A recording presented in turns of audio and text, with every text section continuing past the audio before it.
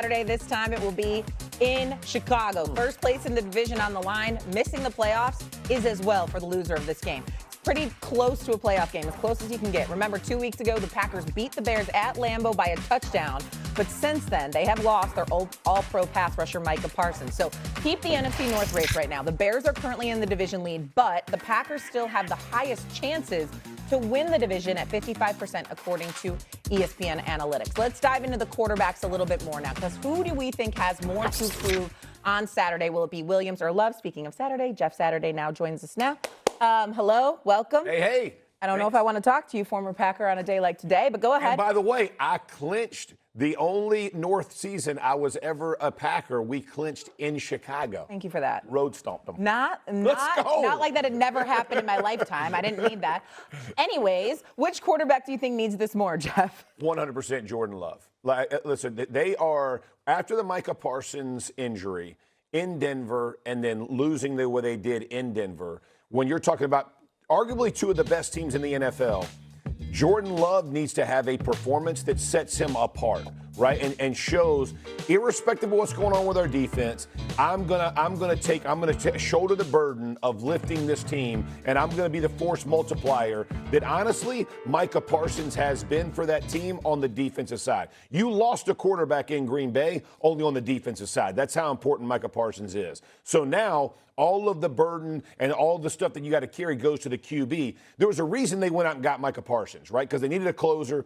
But Jordan Love, it now has to be an offensive run football team. Let's go close it out. We have a division opponent that we have beat up on, and we just beat 2 weeks ago. Make no mistake, the pressure is on Jordan Love and this Green Bay Packers football team. No, I go Caleb Williams. I think Saturday's lost, and I love him to death. By the way, did you hug Aaron Rodgers when you won in Chicago? We hugged. We all big hugs. But I think it's Caleb Williams myself. Love has already won a playoff game. They have the excuse now with the injury. They're on the road. I think Ben Johnson sometimes game plans and calls plays at the end of games to protect Williams, which sometimes cannot be that accurate. Horrific pass to end the game there, of course, 2 weeks ago in Green Bay when he had a first down by running and he threw the ball in the end zone that was picked off, a terrible play. I think Caleb Williams has to win this game. A's at home. They just lost to him. They lead the division. No Micah Parsons. He's second year.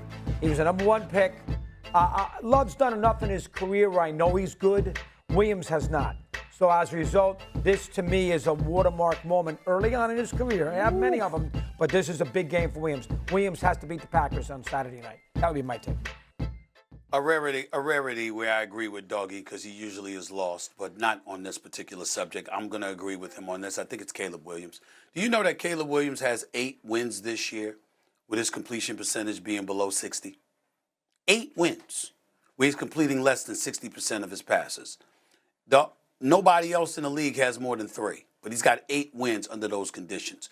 And so that just tells you that, yeah, he has something to do with it, but Chicago's opportunistic defense in terms of creating turnovers and what have you, that has a lot to do with it. Their rushing attack has a lot to do with it. So we got to keep our eyes on that. You're the Chicago Bears. You know, you look at the Green Bay Packers. Kraft is out. Now you've lost Micah Parsons. You've had some issues in terms of health. And so because of that, Jordan Love's got to find a way to overcome that. We understand that. But if you're the Chicago Bears, what excuse do you have? You just lost to Green Bay a couple of weeks ago at Lambeau Field. You're on your home turf. You got a half-game lead, essentially, over the Green Bay Packers. You win, essentially. You capture the division crown. All of that is on the line, and you've shown that you can win without Caleb Williams necessarily playing lights out, too. I definitely think this is one of those situations where Caleb is in a position to prove what he's worth, because we've seen some spectacular plays like that pass he threw to DJ Moore over the weekend against Cleveland. We've seen him do a lot of things this year that are good, but that doesn't mean that he doesn't have to up his game, because if he does up his game, then there's going to be credence to those who are prognosticating that the Chicago Bears could end up making the run for the Super Bowl. We see Seattle and L.A., and obviously they're a threat. Philly's in the mix, but Chicago's already beaten them. You've got Detroit that's still alive. You got Tampa Bay and Carolina battling in the NFC South, but you know they can be had. You're Chicago. You're in a position to make sure that before the NFC Championship game, the road to the Super Bowl has to come through the Windy City. Good point. That, to me, puts a lot on Caleb's shoulders. And remember, Ben Johnson pointed out in his introductory press conference how many times he had beaten the Packers. He has yet to do that. Now, I know this is his first year, lost their first match, so this Saturday will mean a lot. Soldier Field, what are you watching for, Packers-Bears? Yeah, we talked about it earlier. This is all about the run game. This is all about the trenches. This is all about the marriage between the run game and play action pass game. I said it earlier. Caleb Williams is top 10 in the NFL in QBR off of play action. That is not by accident. This is a masterful plan that Ben Johnson has put into place as far as developing this young man. And they need to now go ahead and seize this moment and put a game and a half in between them and the Packers and say, hey, look, this is our time. This is our year. We're not a year early. None of that. This is our year. Absolutely. We talked about this a little bit earlier this morning. How many teams have we seen that look like they were the next one? Oh, they'll be back. Detroit 2 years ago. Washington last year. You got a shot at this thing. You can't talk about it like it's house money. You got to go out and win the game. We talked about a lot of that big picture stuff earlier. Let's go a little smaller picture. He's talking about Caleb. If the fans are expecting maybe Caleb Williams put on the Superman cape, you were telling us I this don't want morning, to see it. That's not the strategy. Wrap that cape up, put it in the closet.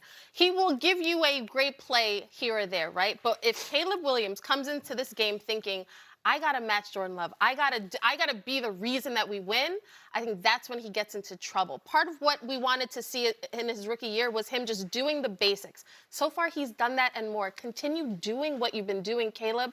This is why Ben Johnson built the team in Detroit's image, right? Absolutely. He doesn't have to do everything.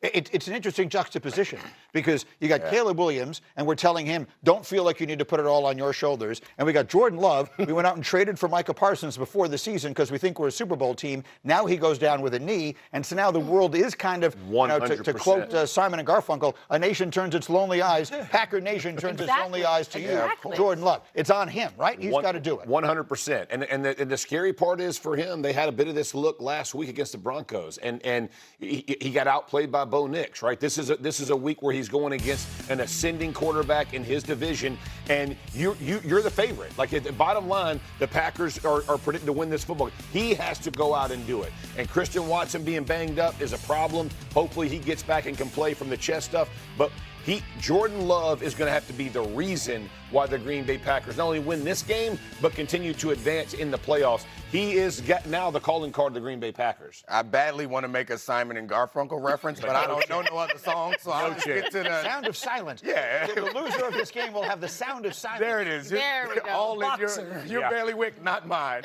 But I think that the thing that makes it more difficult for Jordan Love is not only we're asking him to be mistake-free, he also has to make explosive plays. And like when you have the task, we normally afford you like, all right, you're going to turn the ball over or something. But he can't anymore because they're not going to get the same level of explosive plays on the other side. It's good to remember that this defense was good last year before Micah Parsons. But they're not the same. Obviously, once you add Micah Parsons, the orbit around the way you construct your defense has to change when you add a player like that. I would add that last year they had a top 5 defense, but in the middle it was Kenny Clark, and it was a healthy Wyatt, and they had Slayton. All those guys are out. So now you're looking at Kobe Wooden, and you're looking at players that you haven't had to expect to really step up here. It's a really uphill battle, but these are going to be some undrafted, unsigned players. It's a bridge over troubled water. Very well put. And here is where we're at. This is right. The guys who eat soup know Simon. Let's go back to. I remember when the season began, when they made the trade for Micah Parsons. Dan Orlovsky said, if I'm Jordan Love, I feel free. I'm flinging it all over the place because he'll erase a mistake or two. Suddenly we don't have that. So we're asking Jordan Love to be mistake-free and to be spectacular. You can count on one hand the number of quarterbacks that can do that in the NFL. Is he ready for that? Sure. Well, he has to be, right? I mean, and I think it's important. I think you will see a different Jordan Love. You'll see a different Green Bay Packer team this week than what you saw post Micah getting injured last week. Look, that's a shock. Absolutely. You see a guy like that get hurt, you go in the huddle, you're like, dude. Oh, yeah. Like, Micah just went in the locker room. You kind of get into this funk where all of a sudden you're almost scoreboard watching thinking, we just need to get out of this game and get to the next one. I think you'll see Jordan lock in. I do. And I think you will see people raise up and raise their level of play and say, hey, look, we still are the Green Bay Packers. They're paying me a lot of money, that being Jordan Love, to kind of lead this football team. And I think you'll see a couple of those back foot, fadeaway type throws. You'll be sitting there going, dang, there